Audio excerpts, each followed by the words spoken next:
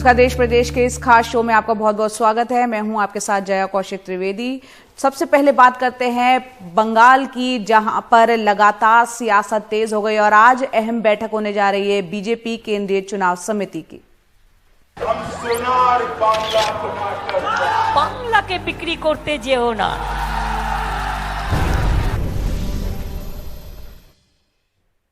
तो आज बीजेपी केंद्रीय चुनाव समिति की बैठक होनी है, जिसमें 5 राज्यों में होने जा रहे चुनावों के लिए उम्मीदवारों पर मंथन होगा। ये बैठक होगी आज शाम 7 बजे और इस बैठक में प्रधानमंत्री मोदी खुद मौजूद रहेंगे। बुधवार को गृह मंत्री अमित शाह ने अपने निवास पर असम के एनडीए सहयोगियों के साथ एक बैठक की। बैठक में बीजेपी अध्यक्ष जेपी नड्डा, असम के मुख्यमंत्री और यहां पर मौजूद थे। साथ ही आपको बता दें कि बहुत जल्द, जैसे कि चुनावों की तारीखों का ऐलान हो गया है, पश्चिम बंगाल की अगर बात करें तो 8 चरणों में चुनाव होना है। ऐसे में मंथन बहुत तेजी से चल रहा है और आज एक अहम बैठक शाम 7 बजे होने जा रही है।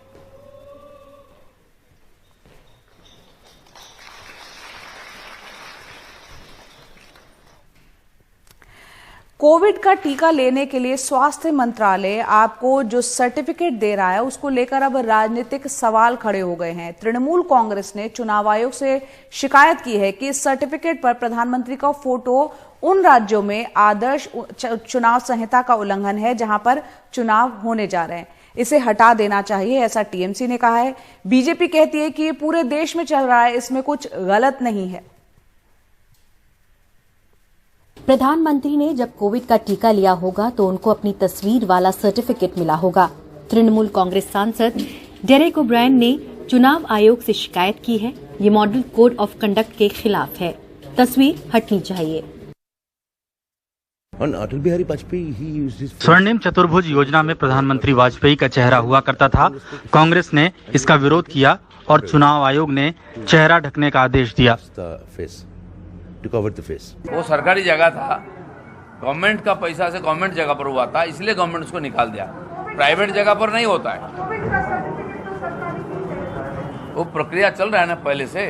कोई अगर जो योजना शुरू हो जाता है ना, उसको बंद नहीं करता बीच में। तृणमूल ने चुनाव आयोग का ध्यान इस तरफ भी खींचा है कि मंगलवार को कोलकाता के इस आयोजन में बीजेपी नेता ने कथित तौर पर 60 पार के कीर्तन गायकों के लिए पेंशन का वादा किया।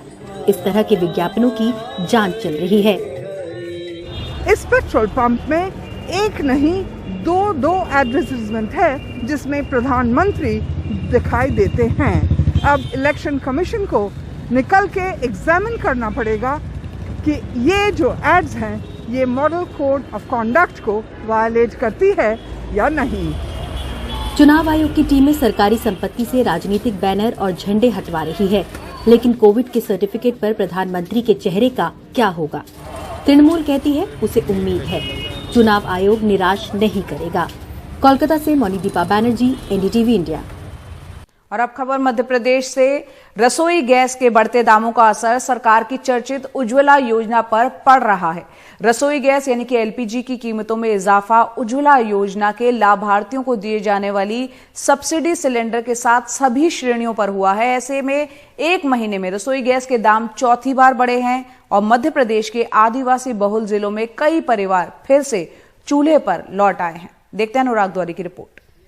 गुजरात की सीमा से सटे आदिवासी बहुल झाबुआ के अगल गांव में राजेश और उनकी पत्नी चूल्हे पर लौट आए हैं। उज्ज्वला में मिले चूल्हे और सिलेंडर को हफ्ते 10 दिन में साफ कर लेते हैं, मजदूरी करते हैं। कहते हैं महंगाई में सिलेंडर भरवाना उनके बस की बात नहीं। घर बार चलाए हैं कि क्या करें, कैसे भरवाएं, आगे से डले तो और भी हम भरवा दें। तो अभी चूल्हा किस काम आता है? चूल्हा अभी ऐसा ही टंकी भरवाए तो चूल्हा काम में आएगा। गैस पर खाना बनाते तो वो अच्छा रहता, और चूल्हे पे बनाते तो वो धुआं लगता बहुत। तो फिर क्यों नहीं भरा रहे हैं गैस? तो आगे से पैसे नहीं आए इसलिए भरवाए नहीं। राज्य के दूसरे छोर पर महाराष्ट्र से लगा आदिवासी बहुल बालाघाट। यहाँ भी शारदा मुन्नीबाई जैसी महिलाओं को चूल्हे पर लौटना पड़ा। अभी पैसा नहीं तो नहीं भरा थी। हमारे गैस में जो है कि हमारे पास पैसे ही नहीं है तो काय में गैस भराएंगे। 800 रुपए गैस हो गई जी, बताओ आप तुम। उज्ज्वला के कई हितग्राही तो चूल्हे पर लौट आए, लेकिन चाय की दुकान चलाने वाले अनिल जैन या अनीता श्रीवास्तव जैसी गृहिणियों के पास तो विकल्प भी नहीं है। गैस के दाम बढ़ने से बहुत नुकसान हो रहा है। किस तरह से? लागत ज़्यादा आ रही है, कम प्रॉफिट कम हो रहा है। गैस के दाम निरंतर बढ़ते ही जा रहे हैं, जैसे हम लोगों के दैनिक जीवन में बहुत प्रभाव पड़ रहा है। पहले सब्सिडी 5 रुपए थी, 105 रुपए थी, अब 5 रुपए कर दिया। कितनी ज्यादा परेशानी हो रही है, दिन पे दिन बढ़ाते जा रहे हैं गैस। पहले 450 रुपए था, धीरे धीरे बढ़ा के 800 रुपए। अब खुद ही सोच सकते हैं आप लोग कि कितनी परेशानी होती होगी हम लोगों को घर चलाने में। दैनिक व्यवस्था पूरी बिगड़ती जा रही है। हालांकि सरकार राजेश या मुन्नी बाई के घर को नहीं देखना चाहती, वो चाहती है योजना के विज्ञापन को भी मीडिया दिखाए। कांग्रेस का कहना है इन बातों से स्पष्ट हो रहा है कि महंगाई बढ़ रही है और सरकार के पास जवाब नहीं है। पहली बार कोई प्रधानमंत्री ऐसे आए जिन्होंने उन बहनों की चिंता की जिनकी आंखें खराब हो जाती थी लकड़ी के चूल्हे से, जिन पे सांस की बीमारी हो जाती। नहीं, अरे बटे हैं, कहाँ से इश्तेहार हो गया सर, उनके पास पैसे नहीं इतना। मुझे बड़ा आश्चर्य होता है कि आप इस तरह की बात, जिनको मिला है आप उनकी बातें नहीं कर रहे। नहीं सर, मिलने की बात लाखों बटे हैं, आप जाकर उनका घर देखिए। वहीं से देखकर नहीं, आप क्या मालूम कहाँ देख के आते हो। अब एक दो जगह के आप कहाँ के फुटेज लेके आए, मैं उस पर नहीं बोल सकता। अब कौन से आंकड़े हैं, कहाँ से आपके पास आ गए, आप ही के चैनल के पास ऐसे आंकड़े आते हैं, मुझे आश्चर्य है। सब लोग एक ही बात कह रहे हैं कि 7 साल पहले मोदी जी कहते थे कि वो हमारे देश की जीडीपी 2 डिजिट्स पे लाएंगे, और अब सब लोग ये कह रहे हैं पूरे देश भर में अगर जीडीपी बढ़ी है तो गैस, डीजल, पेट्रोल की जीडीपी बढ़ी है, जिससे कि जो आम उपभोक्ता है उन पर और बड़ा बोझ आ रहा है। हमें आज उम्मीद थी बजट में भी कि मध्य प्रदेश सरकार डीजल, पेट्रोल का वैट कम करेगी, लेकिन ऐसा कोई इसमें प्रावधान नहीं है, जिससे कि स्पष्ट हो रहा है कि आने वाले समय में मध्य प्रदेश में भी महंगाई बढ़ती जाएगी।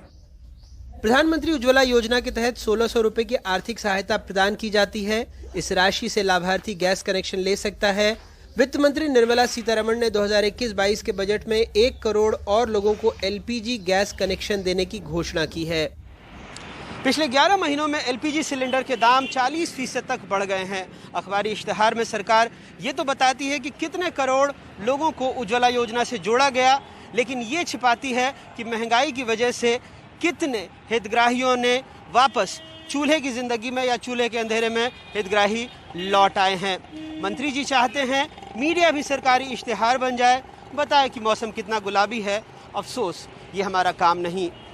बालाघाट से रुपेश और भोपाल से कैमरा पर्सन रिजवान खान के साथ अनुराग द्वारी, एनडीटीवी इंडिया। तो आपको लिए चलते हैं पटना, जहां नालंदा मेडिकल कॉलेज के फाइनल ईयर के छात्र की मौत हो गई है। बताया जा रहा है कि छात्र ने 22 दिन पहले वैक्सीन की पहली डोज ली थी और इस कॉलेज के 4 और छात्र कोरोना संक्रमित पाए गए हैं। अब प्रशासन मेडिकल कॉलेज के सभी छात्रों का RT-PCR टेस्ट करवा रहा है। वो मेरे साथ ही वैक्सीनेटेड हुआ था। 5 फरवरी को हम भी वैक्सीनेटेड हुए थे, वो भी वैक्सीनेटेड हुआ था। फिर अराउंड 21 उसको थोड़ा सिम्टम्स आने लगा, उल्टी होने लगा उसको। फिर नॉर्मली वो कुछ दवाई लेते रहा उस समय तक, पैरासीटामोल वगैरह। फिर उसके बाद अराउंड 24 वो टेस्ट कराया, वो कोविड पॉजिटिव निकला। मातम सा माहौल है, अपने को आप किसी को खो दो, कॉलेज मातम में है, हर कोई मातम में है।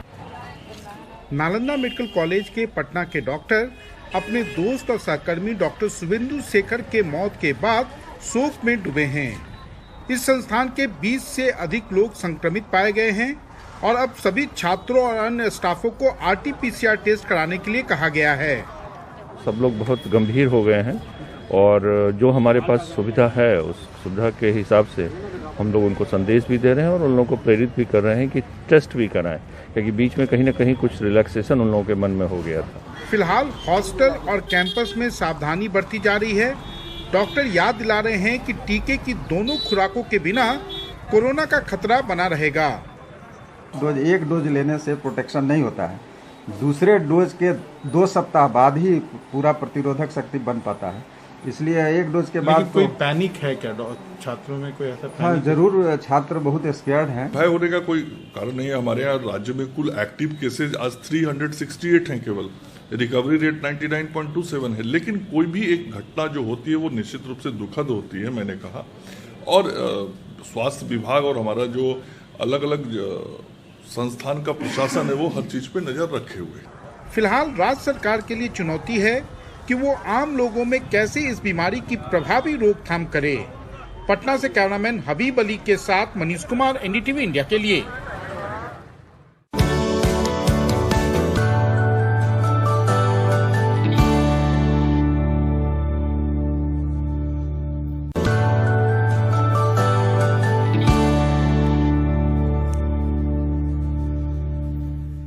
ब्रेक के बाद आपका स्वागत है। अब खबर गुजरात से, जहां वडोदरा के समा एरिया की स्वाति सोसाइटी में रहने वाले एक ही परिवार के 6 लोगों ने जहरीली दवाई पीकर सामूहिक आत्महत्या करने की कोशिश की। पुलिस के मुताबिक 3 लोगों की मौत हो गई है और 3 लोगों को गंभीर हालत में अस्पताल में दाखिल कराया गया। हालांकि परिवार ने ऐसा कदम क्यों उठाया, इसकी जांच की जा रही है, लेकिन पुलिस के मुताबिक शुरुआती जांच में आर्थिक तंगी इसकी वजह हो सकती है।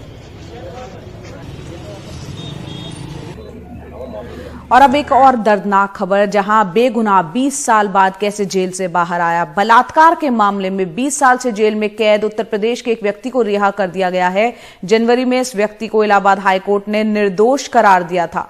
ललितपुर के रहने वाले विष्णु तिवारी नाम के इस व्यक्ति को 16 सितंबर 2000 को गिरफ्तार किया गया था। उन पर बलात्कार और SC/ST एक्ट के तहत आरोप लगाए गए थे। अदालत ने उन्हें उम्र कैद की सजा भी सुनाई थी। उन पर गांव की एक महिला ने बलात्कार के आरोप लगाए थे। आगरा की जेल से रिहा होने के बाद विष्णु तिवारी ने कहा कि वो और उनका परिवार पूरी तरह से टूट चुका है।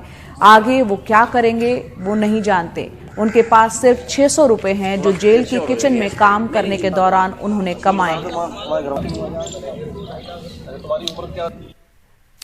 उत्तर प्रदेश के हरदोई में दिल दहला देने वाली वारदात सामने आई, जब एक पिता अपनी बेटी का कटा हुआ सिर लेकर सीधा थाने पहुंच गया।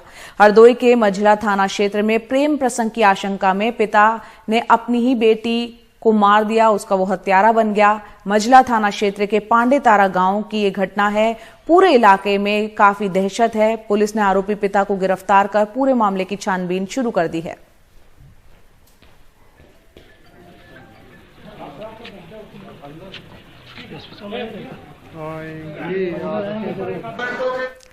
हरियाणा में हिसार के नारनौन में किसान महापंचायत में ऐलान किया गया है कि गांव में अगर बिजली कर्मचारी चेकिंग के लिए आएंगे तो उसे 8 मार्च से बंधक बनाया जाएगा। यहां पर इनेलो नेता अभय चौटाला ने इस मौके पर प्रधानमंत्री को जिद्दी की संज्ञा दी और किसानों को अपना समर्थन भी जताया उनके प्रति। किसानों की इस महापंचायत में कृषि कानूनों को वापस लेने, MSP पर कानून बनाने और किसानों पर दर्ज मुकदमों को वापस लेने का प्रस्ताव पारित किया गया।